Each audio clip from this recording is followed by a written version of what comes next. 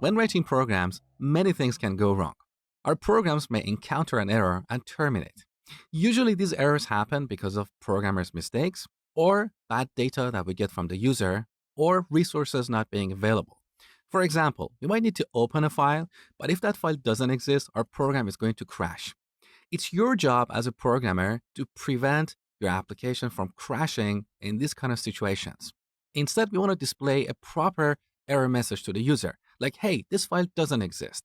So let's take a look at a few examples. I'm going to define a list of numbers with 2 items and then print the third item. When we run this program, we get this error, index error. This happened in this file, app.py, on line 2, and here's the statement that generated this error. In programming, we refer to this kind of error as an exception. An exception is a kind of error that terminates the execution of a program. More specifically, we say this line, this statement, threw an exception. And this is an example of an exception that was thrown because of the programmer's mistake. Here's another example. Earlier you learned about the input function to get input from the user. Let's say we ask for the user's age. You know that this function returns a string, so we need to convert it to an integer and then store it here.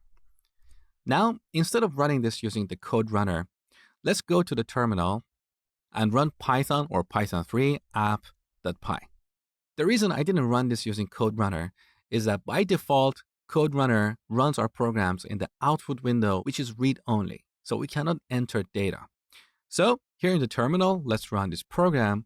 If we enter a non-numeric value like a, our program crashes. In this example, we got an exception of type ValueError. So, as I told you before, it's your job as a programmer to handle these exceptions and prevent your application from crashing. And that's what I'm going to show you next.